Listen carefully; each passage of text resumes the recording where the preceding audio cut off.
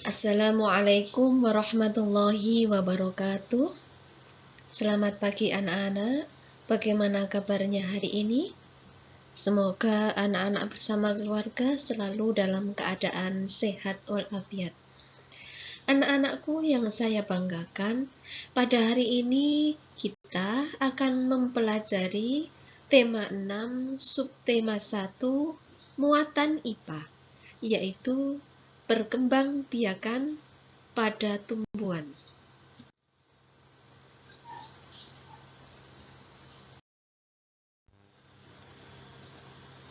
Perkembangbiakan tumbuhan dibagi menjadi dua, yaitu yang pertama, perkembangbiakan generatif.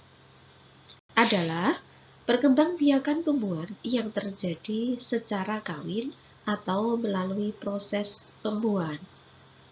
Yang kedua, perkembangbiakan vegetatif, yaitu perkembangbiakan tumbuhan yang terjadi tanpa melalui proses perkawinan. Perkembangbiakan vegetatif dibagi menjadi dua, yaitu vegetatif alami yang terjadi secara alami dan vegetatif buatan terjadi dengan bantuan manusia atau makhluk hidup lainnya. Perkembangbiakan secara generatif. Alat perkembangbiakan secara generatif pada tumbuhan adalah bunga. Bunga terdiri atas tangkai bunga, dasar bunga, kelopak bunga, mahkota bunga, benang sari, dan putik. Benang sari merupakan alat kelamin jantan, sedangkan putik merupakan alat kelamin betina. Di dalam benang sari terdapat serbuk sari. Serbuk sari merupakan sel kelamin jantan. Tidak semua tumbuhan memiliki benang sari dan putik dalam satu bunga. Tumbuhan yang memiliki benang sari dan putik dalam satu bunga disebut bunga sempurna. Berkembangbiakan secara generatif atau secara kawin pada tumbuhan dimulai dengan penyerbukan. Macam-macam penyerbukan. Yang pertama, kleistogami, yaitu penyerbukan oleh tumbuhan itu sendiri tanpa perantara. Yang kedua, anemogami, yaitu penyerbukan dengan bantuan angin. Yang ketiga, zoidiogami, yaitu penyerbukan dengan bantuan hewan. 4. Hidrogami, yaitu penyerbukan dengan bantuan air. 5. Antropogami, yaitu penyerbukan yang sengaja dilakukan manusia terjadi pada bunga vanili dan beberapa jenis anggrek.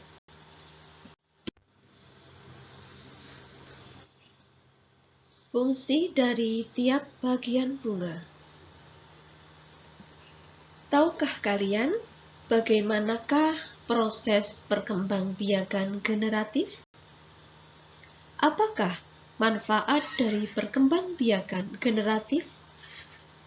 Perhatikan gambar bagian-bagian bunga sempurna di samping.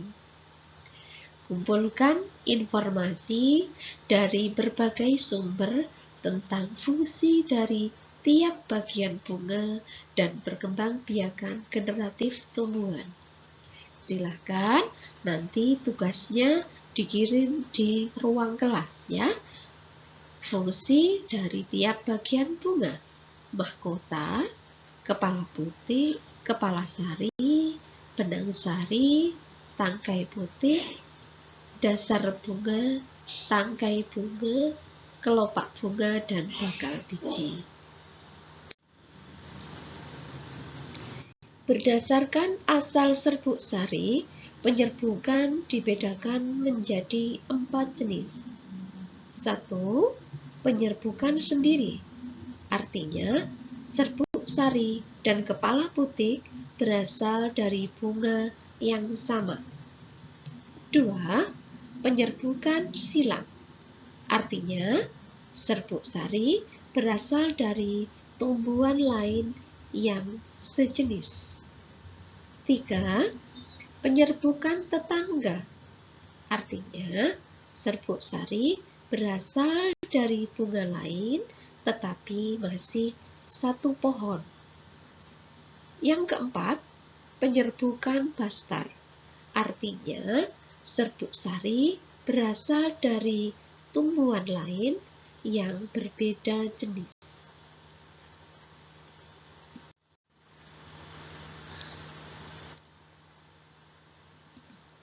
Perkembangbiakan vegetatif dibagi menjadi dua, yaitu perkembangbiakan vegetatif alami dan perkembangbiakan vegetatif buatan. Perkembangbiakan vegetatif alami yaitu perkembangbiakan tanpa melalui proses perkawinan yang terjadi secara alami. Apa saja? Yang pertama adalah umbi.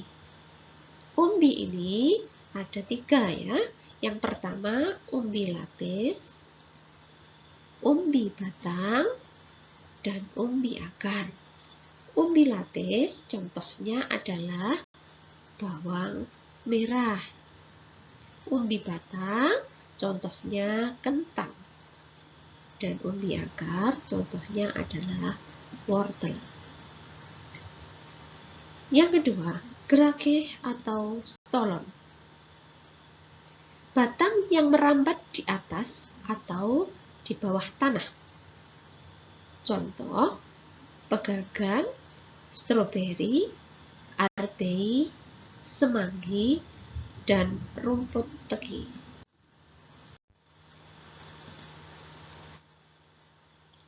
Yang ketiga adalah akar tinggal atau rizoma. Akar tinggal adalah batang yang terdapat di dalam tanah.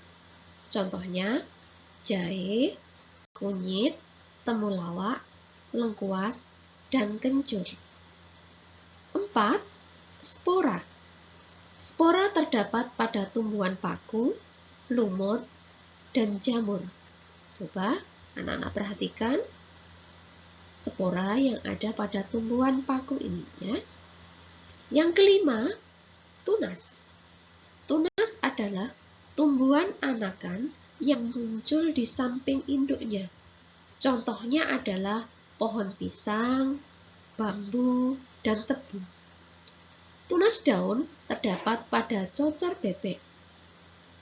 Tunas yang tidak tumbuh pada batang disebut tunas adventif.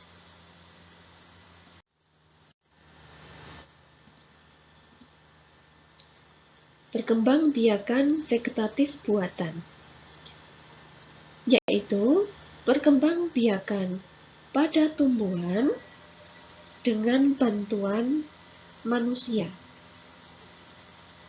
Yang pertama adalah stek. Stek dilakukan dengan menanam potongan batang, daun, atau tangkai dari suatu tumbuhan. Namun, tidak semua tanaman bisa menerapkan metode ini. Beberapa tanaman yang bisa disetek yaitu singkong, tebu, mawar, dan melati. B. Cangkok.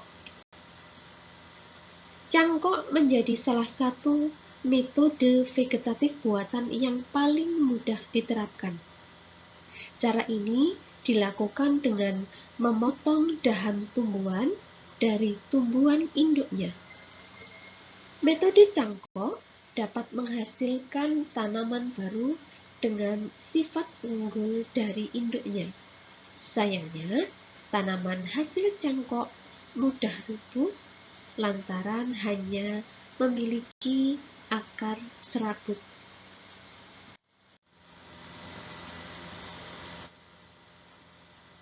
Yang ketiga adalah tempel atau okulasi. Okulasi adalah metode perkembangbiakan dengan menempel mata tunas suatu tumbuhan ke batang tumbuhan lain. Nantinya, tumbuhan baru akan memiliki dua jenis buah atau bunga yang berbeda. Yang keempat, sambung atau enten. Mengenten atau menyambung biasanya diterapkan pada tumbuhan sejenis buah-buahan atau ketela pohon. Metode ini dilakukan dengan menggabungkan batang bawah dan batang atas dua tanaman yang sejenis. Tujuannya agar dua batang tersebut menggabungkan sifat unggulnya kepada individu baru. Selanjutnya adalah runduk. Merunduk atau layering merupakan metode perbanyakan tanaman dengan merundukkan batang ke dalam tanah. Nantinya, ruas batang yang ditanam akan tumbuh dan menghasilkan tanaman baru. Yang keenam, kultur jaringan. Kultur jaringan adalah perkembangbiakan tumbuhan dengan menanam jaringan tumbuhan di tempat dan media yang khusus. Anak-anak, demikian pembelajaran IPA hari ini, yaitu perkembangbiakan generatif dan perkembangbiakan vegetatif pada tumbuhan. Demikian, semoga bermanfaat. Wassalamualaikum warahmatullahi wabarakatuh.